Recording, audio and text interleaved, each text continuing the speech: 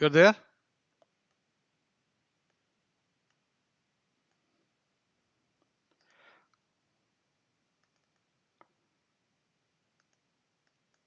Are you there?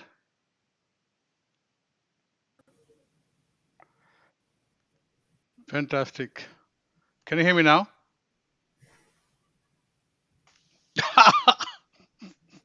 I don't know. Something happened very, very bad here.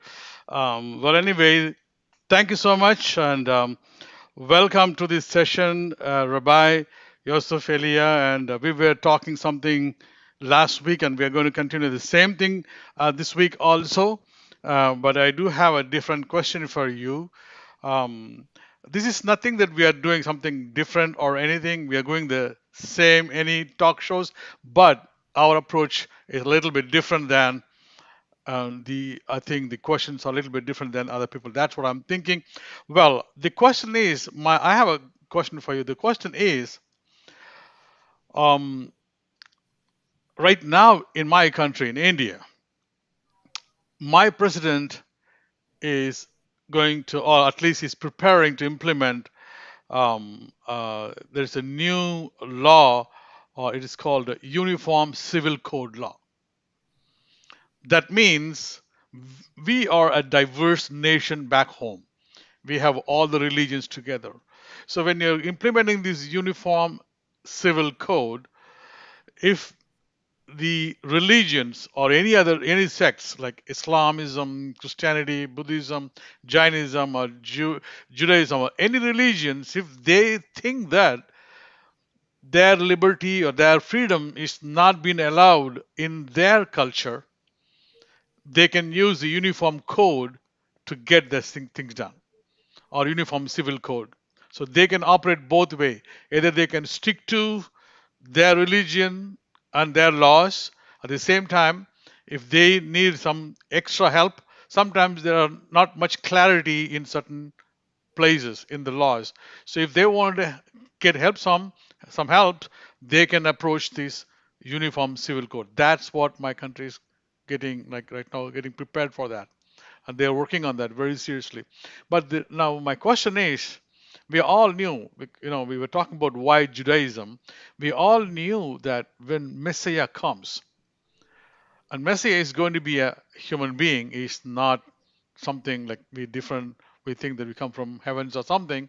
According to Judaism, he is going to be raised up from Israel, and when he comes, according to that, one of the expectation is the world peace. There should be complete peace around across the world. World is completely diverse, totally diverse. Every nation has different sects and different groups of people and religious laws and everything. And I know, and you know very well, that we have 613 laws that we follow. How it's going to happen at the time? What would happen at the time? Will that be feasible among all these sects across the world? They all suddenly jump into these 613 laws, and how it's going to work out. It's on you. That's a large question. If you can, could you give me a point of focus in your question and like break it down? And yeah, what is your question specifically? How that will happen? Or the question's not clear to me, to be honest. Okay. As I said that, I'll give an example in my country about the Uniform Civil Code. You know that. You understood that, right? Yeah. In that way, because what they're doing is they're preparing some laws, something. For Yeah, this example, part I understood. It's your question. What is the question? the question is when Messiah comes, there Hmm. is expected is we expect peace across the globe altogether, not in only one nation or something. Correct. How that will they across the globe, how the peace will be established. People having different things, even though they're going to believe in, even though they're going to see things coming up, how this is going to be established, the peace will be established. Okay, so the question is, how will this happen realistically, practically, There you go. considering that humans are diverse? Yes, sir. Okay. So I love what you have the marquee on the bottom of your screen. It says one God, one world, one Torah, one way, one worship, one tabernacle, one temple. Am Yisrael Hai. There you go. All right. Yep. So this concept of oneness of unity, it is an important aspect of the Torah. It says kachem hager asher b'sharechem. It says as you are. That's the way that the foreigner, the immigrant who joins himself among you, shall be in your gates. It says Torah ahath, Huqa ahath, one Torah, one statute. Okay. But at the same time, we see that in the Torah itself, there are differences between people, even within the 613 mitzvot. Even within this one nation that is united with the one Torah under the one God, we see that the Torah does not apply to all these people who are in this one covenant in the same way. The people of the tribe of Levi, they have certain unique commandments that only apply to them. And it is true that through rabbinic law and through custom, we do learn out certain practices that we apply to all the Jewish people, all the people of Israel, that we learn and derive from the laws that are given divinely, directly by God, specifically for the Levites. But at the end of the day, of the 613 mitzvot, there are certain mitzvot, commandments, mitzvah means commandment, uh, certain ones of the 613 mitzvot that are directly given by God, really only apply to the Levites, the tribe of Levi. Those are the patrilineal descendants of Levi, the son of Jacob, Lewi. And then even within the tribe of Lewi, you have the Kohanim, the descendants of Aaron, Aharon, the brother of Moses, right? And they also have certain laws that are unique, even among the Leviyim, even among the Levites. There's a subsect with laws unique to them. It's also true with regard to uh, men and women. There's certain laws that apply to men that don't apply to women. There's certain laws that apply to women that don't apply to men, right? The law regarding taharat mishpaha, regarding uh, nida, a woman's monthly cycle. Although a husband has to respect those laws because he's married to his wife, so with regard to marital relations, he also has to keep that aspect of it. But the aspect of taking note of the blood and immersing when clean days have been counted, he doesn't do those. That's only the wife. All right. And when it talks about being fruitful and multiplying, the commandment of reproduction, and the traditional Jewish understanding of the obligation to get married, these laws, we understand them as specifically being incumbent upon male Israelites. A woman's obligation to get married is considered only rabbinic in origin, not of divine command. Uh, as it says, the man shall leave his mother and father and cleave unto his wife. Right. The emphasis is on what the man will do, not what the woman will do.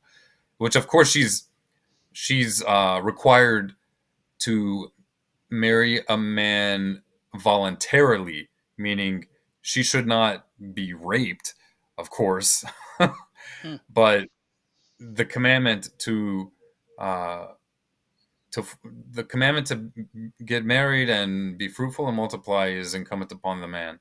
Same thing with tefillin.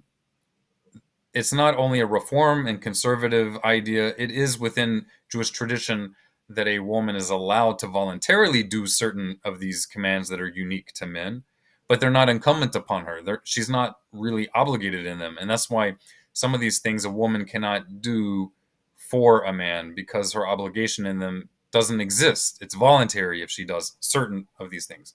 So, to shorten the response, the Torah recognizes in itself human diversity. It recognizes the different tribes of Israel. It allots different districts, geographic regions to the different tribes of Israel. It refers to different courts, elders of different tribes. And we select from the elders, the judges of these different tribes. Certain ones are selected to join in a national court, which we usually refer to in English as the Great Sanhedrin. In Hebrew, it's called the Beit Din HaGadol, the Great Court, or the Sanhedrin HaGadolah. But there is a concept, even though this is ancient history, basically, it's ancient history, but there is a concept already in the Torah itself of something somewhat parallel to the idea of federal government and local state government, and even on a lower level, city government. And we find this also in Talmudic law, rabbinic law, which we do not consider to be legally equal to what we call miswuth deoraitha, commandments that are directly mandated in the Torah, but we do believe that the Torah mandates that we heed the national rulings of the national court of Israel, the Great Sanhedrin. And the Talmud is the only expounded upon record of those rulings that we have. So that's all we have to go by until that court will be reestablished, Be'ezrat Hashem, speedily in our days.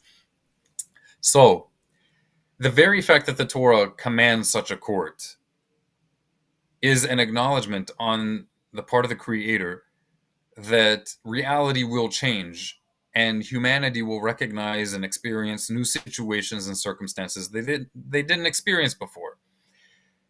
So there is a need for legislative progress, judicial progress. Progress is not a bad word, but progress without limits, without principles, is bad. You need structure, you need aim, you need cohesion. If you don't have cohesion, then there will be more confusion, chaos, and ultimately the laws of entropy will take place. Given enough time, chaos will only increase and not decrease. So you need the proactive element of a court to step in and decide with authority how we apply the 613 mitzvot, the 613 commandments that we believe God directly gave to the people of Israel.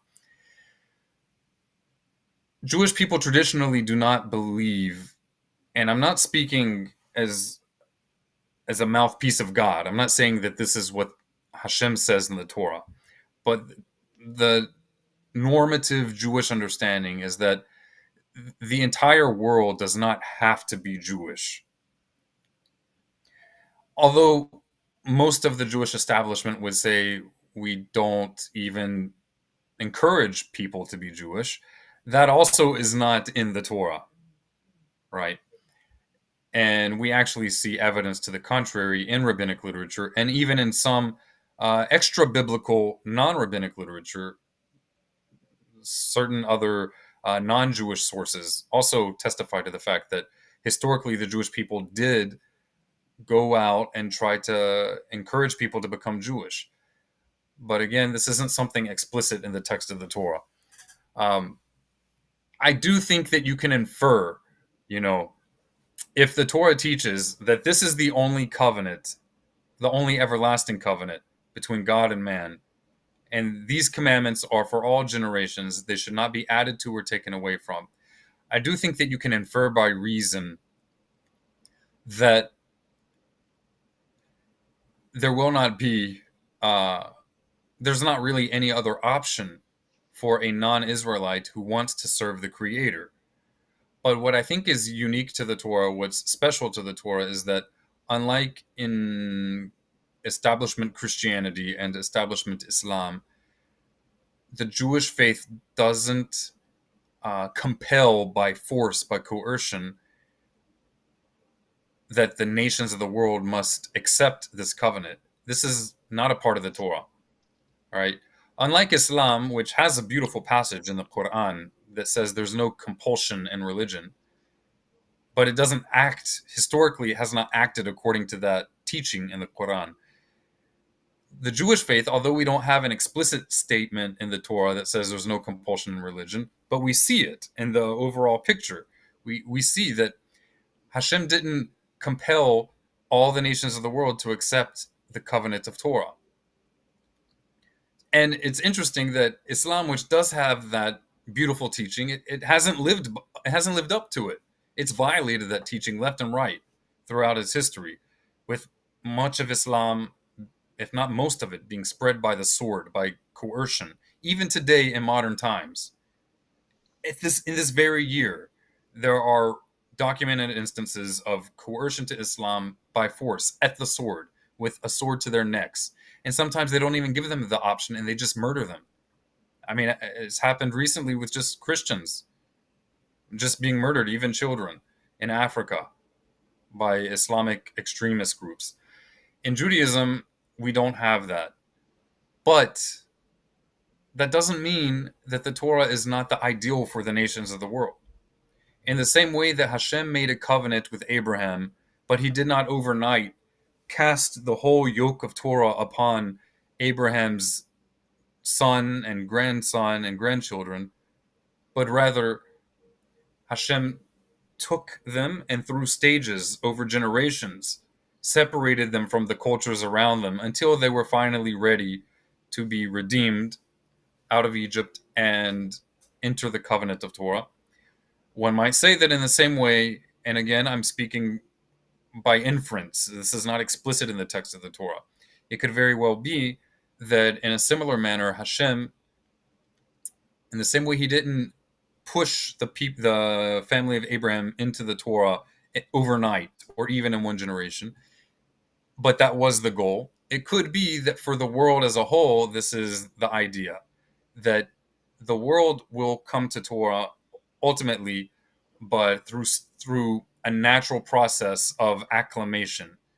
That each nation or each family, each tribe, as it's ready, it will draw closer and closer to Torah until finally one day the whole world will be under the full subjugation, subjugation, voluntary submission to the fullness of God's Torah. And it seems that this was also the opinion of Rambam, Rav Moshe ben Maimon, as he writes in the Mishneh Torah, regarding Christianity and Islam specifically, that that's part of this process. I think you have a question. I do have a question because you just were, I was just listening to you, and there are a lot of questions, popping up to me in my heart. So one of the things that is Zechariah 8:23. It says that, Okay. it says, in those days it shall come to pass that 10 men shall take hold of all languages of the nations, even shall take hold of the skirt of him that is a Jew, saying, we will go with you, for we have heard that God is with you. So what I'm seeing is like, okay, Messiah comes in here and the rules applies to the regional wise with the Jewish people there. It doesn't mean that across the world that they need to adapt or anything, but still that they're invited to follow a Jewish way of coming closer to God. And then, so till the whole world gets into a good understanding of one fine day, It doesn't. everybody. Go ahead. I'm sorry. So that in that period of time, I'm thinking that, so shall we expect more messiahs come and go or something? These are excellent questions. Okay. Uh, when it comes to the Messiah, to the future, in all honesty, I know that there are many rabbis who will make blanket statements as if they're absolute truth. There are certain statements from the Talmud, from Midrash, from other Jewish literature outside of the Bible that if you quote just one passage, it can look like it's black and white. This is what's going to happen. But I assure you, if you take a deeper look, it's not that simple. There are a multiplicity of opinions in Talmudic law, in Midrash. There are certain themes that are common. There are certain views that are more normative, that seem to be more popular in rabbinic literature. But if it did not come directly from the mouth of God, figuratively speaking, if it's not written explicitly in the Torah, and it's not even in Tanakh, then what are they saying exactly? Are they saying that the sages who said this are a prophet? How do they know? How do they know this? I mean, honestly, the same establishment rabbis who may make these blanket absolutist statements about the Messiah and the Messianic era, these same rabbis will usually uh, assert that the prophets of Israel ended at a certain point long before Rabbi XYZ made statement XYZ. So, how is he so certain that this statement, this opinion, is absolute truth if it's not coming from a prophet? I Yeah. mean, we can still respect the opinion. The opinion might still be true. I am in no way saying we should just disregard this opinion or say that this opinion of Rabbi XYZ in the Midrash, I'm in no way saying that his opinion should be taken lightly or that it's equivalent to the opinion of some Joe Schmo, some random person on the street. I'm not saying that. But if we are honest, if we're authentic with ourselves and with what we look at in Jewish literature, we have to admit that there are more than one opinions. So I'm going in circles. um, to to get back to your question, you can look at it multiple ways. It can be that a Mashiach, and that term itself is not properly defined. And honestly, the definition of the term Mashiach is broader than it's usually um, presented as. But let's just go with it. Let's go with the popular idea that there's one Mashiach that we're waiting for, one Messiah, one specific anointed one that we're waiting for. It can be that he brings world peace and he brings the nations to the true faith all in one generation. This can be while simultaneously also true that they have not officially and formally become Jewish yet. In the same way that a person can join the faith of Israel and abandon the lies of their ancestors that they inherited, join the faith of Israel without having officially converted.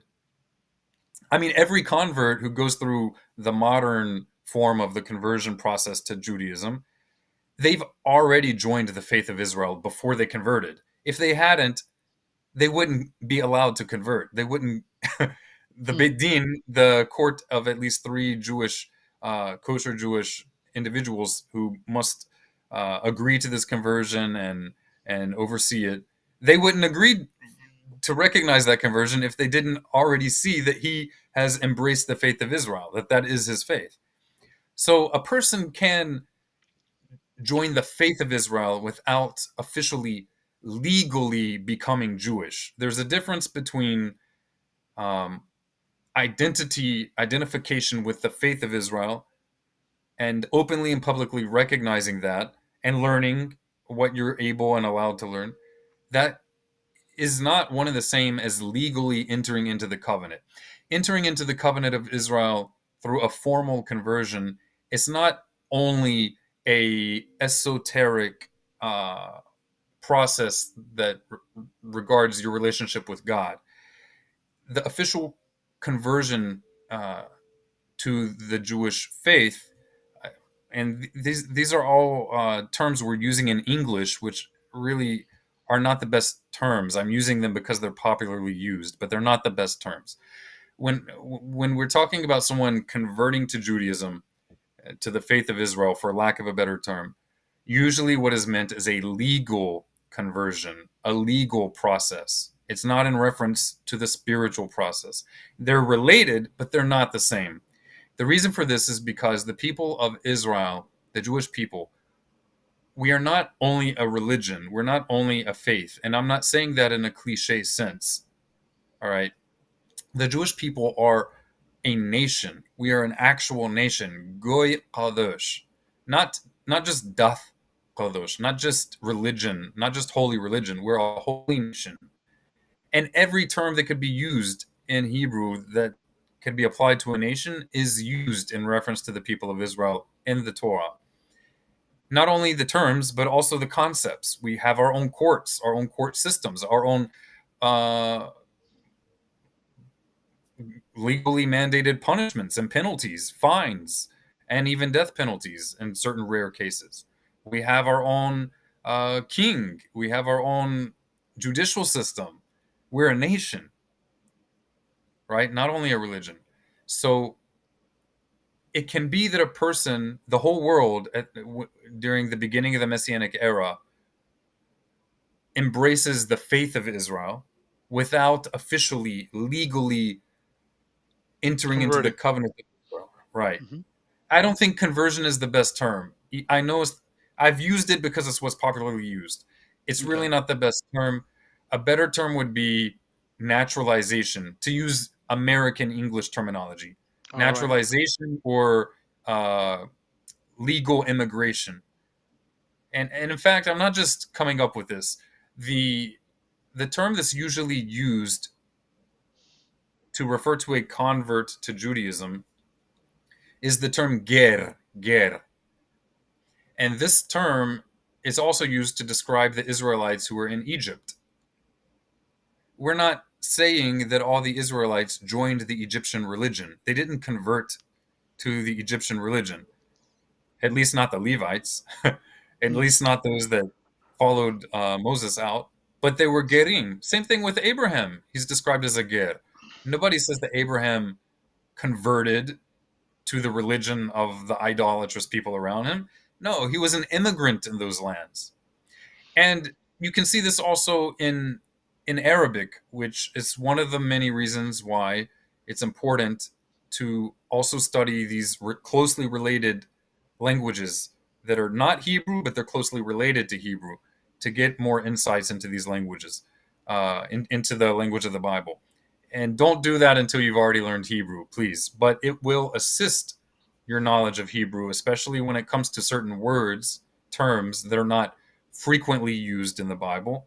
You know, if a word is used only once or twice or five times, there can be more ambiguity, less clarity, or less certainty about what the word means, because if it only appears a few times, you have less context to understand from context what it means. So, for those kinds of terms, it's very useful to learn other languages. But Hebrew first, then Aramaic and Arabic. So, in Arabic, the same term is used, same root word is used to refer to someone who migrates, who immigrates from place to place. The hijra, the hagira or the hajira. And I know even if you have roots in India, I know what you're thinking. So they were the hijra group. They're individuals who either suffer from some physical form or abnormal development, uh, sexual development, or they identify as the opposite sex from their biology.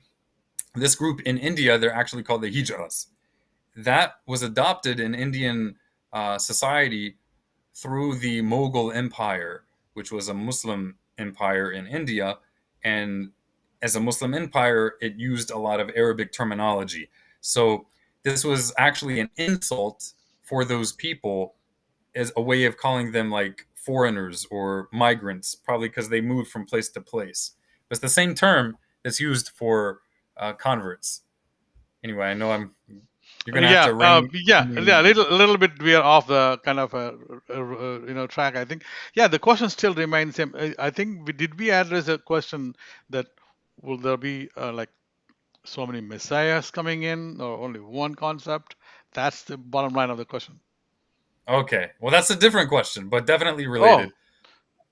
okay. Um, so there is no indication in the text of Tanakh that there will be only one Messiah in the future. In fact, I know that's what people usually say, even in the Orthodox Jewish world. But if they really thought about it, especially if it's if it's a Orthodox rabbi, if you really sat down with him and he understood that you're not trying to teach some weird, non-Jewish concept, he would probably admit that it's not technically true. How? Why? And you can test this because every high priest of Israel is a Mashiach. The original use of the term Mashiach is not from King David or the descendants of David, is from the high priests of Israel in the Torah. The only use of the term Mashiach in the Torah itself is in reference to the high priests of Israel. And if, as is the Orthodox view, the temple will be rebuilt, Be'ezrat Hashem, B'karov, soon in our days, if the temple will be rebuilt and the descendants of Aaron restored to their place in the temple, as we pray every single Shabbat, then there will be at least two Mashiachs. There'll be a Mashiach Okay. bin Aharon serving in the Yeah. temple, and Yeah. there'll be a Mashiach bin David. So it's it's really not a question whether or not there will be two. If you're talking or more, there will be more because there's no promise, and I don't even know that there's such an idea that there will be a high priest of Israel who will never die. So he will die, and a righteous descendant will replace him. He will die, and another one will replace him. Yeah, I mean this is I don't think that many of interviews they had this type of a question, because usually the whole concept is like, yeah, when the Messiah shows up and that's the end of the world and everything is going to get closed down. That's it. That is So definitely that view does kind of exist, but that is not the view of classical Judaism, yeah, pre mystic Judaism. Historical, traditional, for lack of a better word, historical Orthodox Judaism was not always as it is today. Uh, You don't have to get a PhD in Jewish history to learn that. You just need to look at classical Jewish literature, much of which is translated to English. yeah. So, anyways, that's kind of thanks for that answer, because not many people knew about this, especially you know people from the other side of the other part of the world. They may not be hearing these type of answers from any rabbi or something. And today we actually open it up this question, because they're going to watch this one and they'll know what's happening, what's going to happen in future. At least it will trigger their mind to think of something. Most And Orthodox rabbis will acknowledge that there are at least two messiahs, a mhm, Mashiach ben David, who most people think of as the Messiah, and a Mashiach ben Yosef. So it would be some figure who's a descendant of Joseph. But you're right, they don't usually talk about a Mashiach ben Aharon. But just about any rabbi, if he would stop to think about it, I promise you he would agree with that as well. So it's sure. definitely not as simplistic as and our focus should not be this human. If he is Yeah, a real Mashiach, he does not want us to be focusing on him. That's contrary to the whole purpose. that's right. So yeah. So well, that's really fantastic. But if we have time, I want to ask you one more question. Is that okay? Absolutely. B'chavod. Sure. So this is a very, very common question, and I just want you to explain this one. Very, very people several times they ask this one. I know that what how I see Judaism, how I get into attracted to Judaism is this, because I see everything in the world runs by law. Everything you talk about, the space, earth, or moon, or sun, the animal kingdom or the plant kingdom, everything has built-in laws they work on. The Yeah, humankind is trying to right now invent these laws, what type of laws they're operating, and they're naming all those laws named right now. But everyone, every universe and everything, they run by laws. They're built-in laws. So human kingdom should also need laws to of function. course. Absolutely. Without laws, that we no one human kingdom cannot function properly. That's why there is no other religion, like Hinduism doesn't have personal laws. They have Mhm. civil laws. And Christianity and Islam, they are later, very lately developed religions, or Mormonism, or whatever you call it. So these all they just like kind of they took some adapted from Judaism, I believe. They took some laws and they had, that all the story. So the one thing I'm seeing, because Judaism has the laws for the human life, so that's what one of the things I always excite myself. So having said that, these laws were given at the Mount Sinai, Mount Horeb. So I know this all things being like has the scholars, and when you move to scholars, they know that they believe in, they it was given to Moses and he wrote, the documents are there. For a layman, how would you explain this one? Like, what is the evidence that happened there? I mean, is there anything that you can tell? Or I know that we have the in the Torah, and the Torah talks about that. But they said someone would have wrote it. I mean, who knows that one? I mean, how do you know that one? So what would you say for them? What do you say to them? So, correct me if I'm wrong. Your basic question is, how can we be certain about the origin of the Torah? Yes, you can put it Okay. that way. Yeah. Okay. Um, we can be certain with relative confidence, not based on faith, but based on reason, that something big and remarkable happened roughly around the time that, according to Jewish tradition, they received the Torah. We can know with relative reasonable confidence that something big happened, something substantial on an anthropological level, on a cultural level. It's impossible to prove with empirical evidence that uh, God directly gave commandments to Moses on Mount Sinai. That's impossible to prove with empirical evidence. The same way it's impossible to prove with empirical evidence all sorts of things that we know had to have happened. We know by reason, by inference, but we don't have any empirical evidence to prove all sorts of things. Uh, um, I don't want to get too long-winded, so if you want examples, then you can ask me. But I will just continue with the point if you don't want examples. No, I Um, just want, yeah, I wanted to, get this information to very okay, layman people. Yeah, that's number what. one, I think that it is a mistake. It's a mistake to demand things which are impossible to get unless we go back there. Like most of U.S. history, which didn't happen all that long ago. Most of it we only know anything about American history, which started officially about 250 years ago. We only know because someone wrote it down. So we're taking people at their word. The same thing with Indian history, with European history, all sorts of things that happened in the past that we only know because of the written word. Some of these things that we see written are corroborated with by archaeology, um, by also geography, and you can see similar evidences for Torah.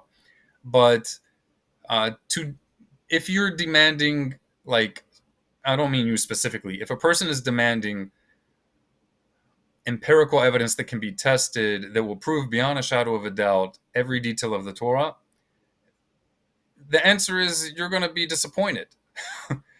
However, I can also tell you that no other religion, ideology, philosophy, or even scientific theory, no matter how widely believed and loved, none of them can stand up to the same question.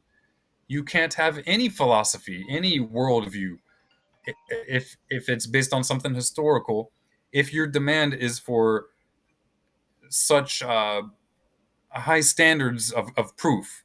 It's an irrational demand. What's Yeah. more logical is what's a more reasonable expectation is what we talked about last time. To look for what is most consistent. Don't expect that you can literally be there like with a recorder, a handheld phone recording. Even then, you could ask questions because maybe somebody hacked your phone and put information in there, and it didn't really happen. But the best way, and I think it's the best way that we'll ever have, is consistency, logical consistency. So we need to see if what we do find in the historical record with archaeology, with other nations' writings, if we see any corroboration, any evidence of any of the things that the Torah talks about, if any of that is substantiated in other texts, and there is plenty. There's actually, compared to other uh, records of other nations' histories, there's a ridiculous amount of evidence. I would say an Absolutely. outstanding amount. Absolutely. Yeah. And Go I ahead. don't want to be exhaustive here talking too much about the evidences, but both Islam and Christianity recognize many of these things that actually support the Jewish religion. And the reason for that is because they also need to admit this. Otherwise, their own religion crumbles because both of those two religions rest on the veracity, on the truth of Judaism. They, 100% sure. 100% sure, because that is the only thing. If Judaism goes today and all the rest of the religions, just they they all vanish fall. because They all No, fall. All to, yep. I would I would say even if there were no evidence, which there is plenty, but even if there were no evidence, it would behoove us to embrace the Torah for rational reasons, for social reasons. And if the Torah didn't exist, it would behoove us. It would be in our best interest to come up with something very similar to the Torah for for establishing principles and ideals in society that are noble, that bring about goodness among humanity, that civilize us. Because from a secular perspective, from a academic perspective, we are no different from other animals. The main thing on a physical level, what differentiates us from animals is our ideals, our virtues, our principles, and the self control, the ability to have some reasonable degree of self control and to aim for goodness, to spread goodness. You know, I'm always humored by animal rights activists, and I love animals. One of the principles of Torah is not to cause unnecessary harm to animals.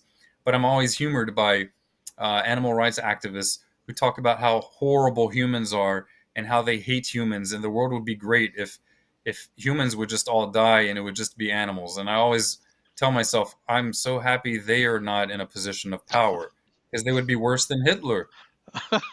Hitler didn't plan to kill all humanity, but they want to kill all humans. That's And true. then what's going to replace us?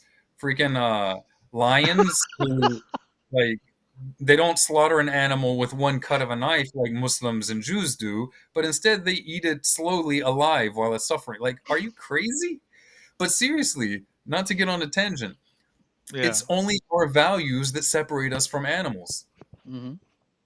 And the more refined our values can be, logically consistent and noble, the better it will be for all humanity and all creation. And all creation. Fantastic. Thank you so much, Rabbi. And I think we talked a lot today. I think we at least, The, we the kind of, time flies.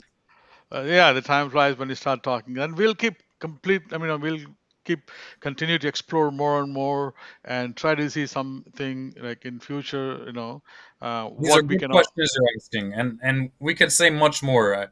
I know I go on and on, but there's a lot to be said about these very good questions that you're asking. Thank you for the Yeah. opportunity to talk about it. Thank you so much for answering all those questions because I'm take these questions, let the viewers know, let the people those who are watching, they will learn more than what we're talking over here. That's the main idea. So thank you so much for tonight, and we'll meet again. And shalom, shalom, shawato, Bezrat Hashem, erol tov. Shabbat Tov. להתראות. Take care. Bye bye.